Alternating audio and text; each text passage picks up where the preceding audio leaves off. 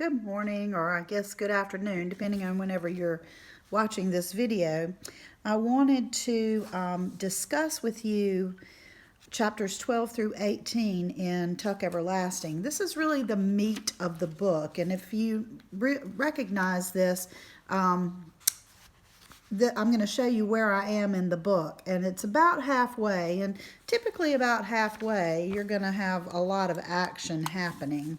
So chapter 12 opens with a really important image in symbolism. It says, the sky was a ragged blaze of red and pink and orange, and its double trembled on the surface of the pond like color spilled from a paint box. What it's talking about there is the sky is being reflected in the water, so it's the double of the sky, which is in the water. The sun was dropping fast now, a soft red sliding egg yolk. So there is a huge metaphor there for the sun setting. There's lots of other figurative language here in this first part of chapter 12. A bullfrog spoke a deep note of warning. That's personification. Tall water grasses whispering away from its sides. Another example of personification. And Tuck in this chapter is telling Winnie about how life is like a wheel. And he says that the rowboat that they're in the middle of the water, is stuck. If we didn't move it out ourselves, incorrect grammar, it would stay here forever trying to get loose, but stuck. That's what us Tucks are, Winnie, stuck, so's we can't move on. We ain't part of the wheel no more. We've dropped off, Winnie, left behind. So he's comparing their lives to being stuck on a wheel and not able to keep the wheel turning. And he's saying that it's something that you don't really know how you would feel about until it actually happens to you. He said, listen, Winnie, if people knowed about the spring down there in Tree Gap, they'd all come running like pigs to slops. They'd trample each other trying to get some of that water. That'd be bad enough, but afterwards, can you imagine? All the little ones little forever, all the old ones old forever. Can you picture what that means? Forever. The wheel would keep on going around, the water rolling by to the ocean, but the people would have turned into nothing but rocks by the side of the road, 'cause they wouldn't know till after, and then it would be too late. He peered at her, and Winnie saw his face was pinched with the effort of explaining. Do you see now, child? Do you understand? Oh, Lord, I just got to make you understand. So he's saying that people really wouldn't understand the consequences of their decision if they were to hear that there was a spring of water that could make them live forever. And then at the end of that chapter, someone stole the horse, and we all know who that was. Chapter 13 goes into how the man in the yellow suit had stolen the horse and gone back to Winnie's parents and said, I know where they've taken the little girl. Chapter 14 is kind of interesting, the way Winnie comes to realize that, yes, she accepts the truth.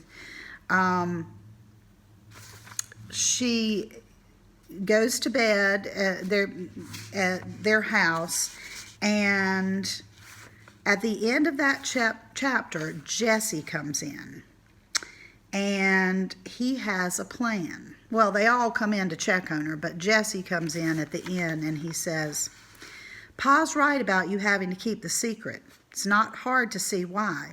But the thing is, you knowing about the water already and living right next to it so as you could go there anytime, well, what would it be if you was to wait till you were 17, same age as me? That's only 6 years off. Then you could go and drink some, and then you could go away with me. We could get married. That'd be pretty good, wouldn't it? We could have a grand old time going all around the world, seeing everything. Listen, Ma and Pa and Miles, they don't know how to enjoy what we got. Why, heck, Winnie, life's to enjoy yourself, isn't it? What else is it good for? That's what I say. And you and me, we would have a good time that never stopped.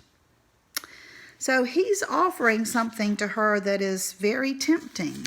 And he says to think on it. Then in chapter 15, the man in the yellow suit basically blackmails. That's a term there that's used for what he is doing. He's saying, well, you give me your wood and I'll tell you where your daughter is. See, he knows now the secret of the wood. And so, he's proving there that he's not a really nice man. Chapter 16, they go on the trip to the Tuck's house, and they get there.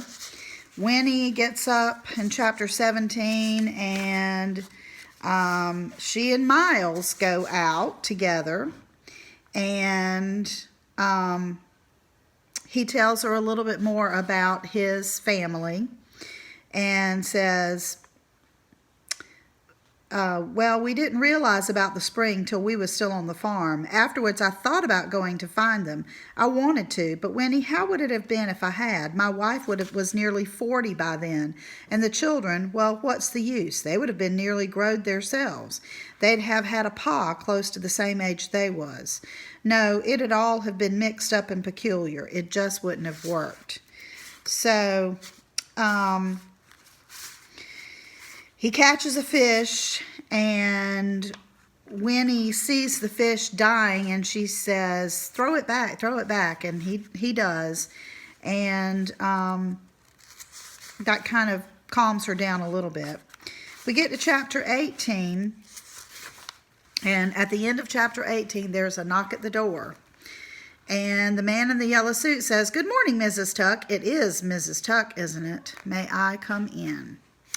So we've gotten to the point where now the climax of the book has come, and so that will be what you will read going on through the rest of the week. All right, the questions for chapter 12. How does Tuck describe life to Winnie, and what does he compare it to? He says life is like a wheel, like the pond goes to the ocean and then back into the atmosphere and then down again with the rain. Life keeps moving. Number 2, what does Tuck mean when he says everything's a wheel, turning and turning, never stopping? He's talking about life there. Life is always changing and always moving. Number 3, why does Tuck say that he and his family are like rocks beside the road? Because they're stuck. They're not on the wheel of life anymore. What does Tuck predict would happen if others knew about the spring? That the people would be running like pigs to slops. Slops are like when the food is thrown out for the pigs to come and eat, and they just tear towards it to get it as fast as they can. They would trample each other. The little ones would stay little, and the old ones would stay old. Number 5 is the example of personification, the bullfrogs speaking a deep note of warning. It's also kind of foreshadowing as well. What happened to the horse, and who do you think took the horse? The horse was stolen, and the man in the yellow suit. Chapter 13, who took the horse? The man in the yellow suit. Chapter 14, how does Winnie feel when she lays down to go to sleep? She feels lonely for home, and her joy from the morning had completely disappeared. Because remember, at first, when she was with the Tucks, she was sort of having a good time. But now she's missing her home. She's homesick. Who are Winnie's first 2 visitors that night? May and Tuck. Why do they check on her? Well, they're concerned. They're worried. What does this show about them? That they care about her. Who was Winnie's last visitor, and what does he suggest? That's Jesse, and he wants Winnie to wait till she's 17, drink some of the water from the spring so they can be together forever. All right. At this point, you're probably thinking, what's Winnie going to do? Is she going to drink it or is she not going to drink it? Well, that's kind of what happens throughout the rest of the book is you figure out how Winnie is thinking about this and what her decision will be. Chapter 15. What kind of deal does the stranger want to make? How does this show what kind of person he is? He tells the Fosters where he says he will tell the Fosters where Winnie is if they give him the wood. And it kind of shows that he's not a very nice person. Number 2, dreadful thing, kidnapping. Isn't it fortunate that I was a witness? Why, without me, you might never have heard such a word. The tone of this passage is kind of boastful. He's kind of bragging. And, bragging is kind of an iffy thing to do anyway. Chapter 16. How does the stranger justify his delay in reporting the crime to the constable? He says that he needed to see where they took her. So he was saying, I was following them so that I could see where they were ending up. Number 2, why does the constable express surprise when he learns that the Fosters have agreed to sell their land to the stranger? Because he calls the Fosters land proud. That means they're always proud of being big landowners. Number 3, how did the man in the yellow suit respond when the constable asked him what he intended to do with his newly acquired piece of property? He said no to an answer of building a home, but he said nothing about what he was going to do with the wood. He was very secretive. He didn't want to tell anybody what he was planning to do with the wood. How would you describe the constable? Well, he is sort of laid back. He is suspicious of the stranger, but he's kind of maybe lazy-ish. He's very talkative. He talks a lot, and clearly the man in the yellow suit doesn't want to answer him. Why does the stranger say he is going on ahead, and do you think that is the real reason? Well, he says he's worried about Winnie, but he probably wants to make sure they're there, and he may want to say something to them in private because without the others hearing him. Chapter 17, what does Miles invite Winnie to do? Go fishing. Why was Winnie convinced that the Tucks would honor their promise to take her home? Because nothing bad has happened to her while she's been there. And she does has begun to sort of love them. She's concerned about them, and she really does like them a lot. They're nice people. How old would Miles's children be? Daughter Anna would be 80, and his son would have been 82. Why didn't he take them to the spring to drink from the water? They were too old by the time that the Tucks realized that it was the spring water that had changed them. How does Miles respond to Winnie's reflection that it would be nice if nothing ever had to die? He said the world would become overcrowded. There would be too many people. Number 5, what is it that convinces Winnie that the Tucks are right about wanting to keep the spring a secret? He mentions the mosquitoes, and she thinks about the mosquitoes. What if all the mosquitoes never died? It'd be pretty miserable. What does Miles plan to do with his life? He wants to do something important. Chapter 18, why is Tuck concerned about taking Winnie home? The horse was gone. Number 2, what wish does Winnie make for the first time since her capture? She actually wishes she could just stay with the Tucks. Number 3, who does Winnie think is the dearest of them all, and why do you think she feels this way? She thinks Angus is the dearest of all because he was the father and the father-like figure, and he treated her like she was kind of like a grown-up. And also I think a part of this is that if you notice, it was her father and her mother and her grandmother that she lived with, so she did not have a grandfather, and so he was kind of like that kind of figure for her as well. Number 4, who interrupts the meal? The man in the yellow suit. How does the knock on the door create suspense?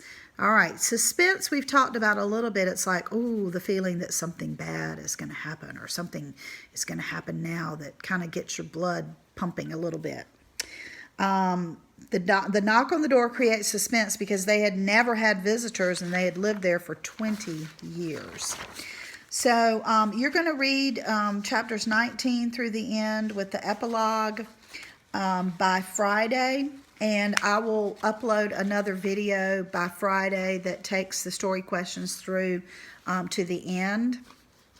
And then we'll talk about next week what we're going to do to wrap up the study of the book. I hope you're enjoying the book. If you get a chance to watch the film after you finish the book, I would wait till after you finish the book. There are some differences, but it's still a pretty good film. There are actually two versions of the film, a really, really old one that I don't even know if you can find online, and then I think a newer version that came out that's a little more modern filming. But anyway, happy reading. Bye. Oh, Khaleesi. Khaleesi. You want to see Khaleesi? There's Khaleesi. That's my little helper that sits with me while I do my work on the table. See you later. Bye.